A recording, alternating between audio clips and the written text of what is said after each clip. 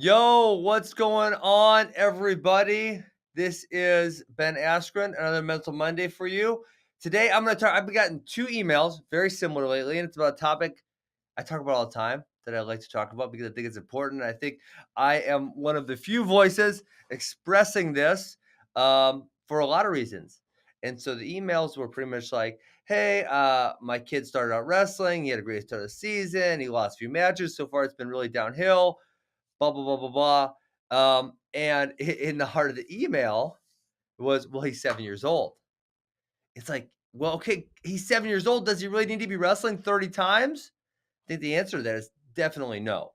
And I know I can get in a long debate with all of you about this topic. I know um, lots of people will point to other people who have won a lot of things when they're little, right? And say, hey, David Taylor won Tulsa when he was little, whatever. And I will give you that, okay? But correlation is not causation, right? And hopefully a lot of you guys understand what that means. It means because these two things happen fairly frequently, they're correlated, right? One thing is probably means the other thing's gonna happen. Does not mean one thing causes the other thing to happen. So early success does not cause late success to happen. And I think that, a lot of these kids, whether they compete young or not, they're going to be successful because of the situation they're in, because of the coaching they have, because of who their parents are, et cetera, et cetera, et cetera. Um, and so just because they did it early doesn't mean that, that's causational to them doing it late.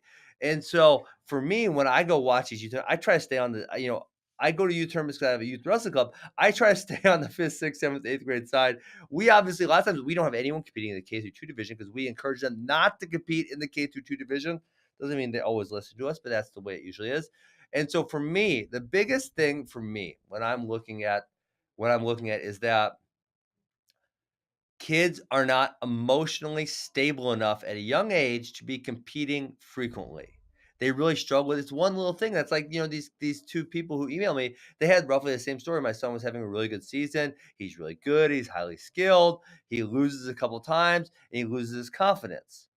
And man, that happens all the time. Little kids, young kids, they're not. I have a girl who's turning 6 tomorrow, and so now I'm better understanding that kids are even more emotionally unstable than I thought they were. And frankly, I think my going to be 6-year-old is pretty mature for kids her age because I deal with a lot of them. But man, it's like when she's around the house, it's like one little thing will set her off and she'll go crying. And then 5 minutes later, hey, she's fine, she's happy, she's good to go. So kids are so emotionally unstable that, a competition environment. And then the other thing that I flip out about all the time, and it's like if you literally go watch this, you probably have never thought of it this way, but go watch like a college tournament, then think about like the way the fans and the parents are interacting. Go watch a high school tournament.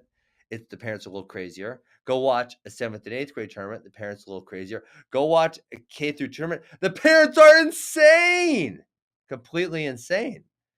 And it's like I was told, how is that K through 2-year-old? He's so emotionally unstable already. If everything was calm, peaceful, he's already emotionally unstable. Now you throw in freaking 15 yelling adults, and he's got to compete against this other little wrestler trying to take him down and pin him. Man, that's a tough situation. That's a tough ask. And I always say, like, how well would you do your job? How would you do if someone was yelling in your ear? You would do it very well. Now think about if you have the emotional stability of a kindergartner or a first grader. You do it very poorly. So I think this urge to make our kids want to compete at a young age because everybody else is really stupid. I think we've been lucky enough at Ask Wrestling Academy to get people over that urge. So they don't really have it anymore. And I think also additionally that forcing kids to compete at those ages is a really big contributor to why wrestling has a really terrible retention rate. The retention rate, remember, is 59%. I bring that number up all the time because if we think that's not like from first grade to eighth grade, that's year over year. So a first grader to a second grader to a third grader, 59%.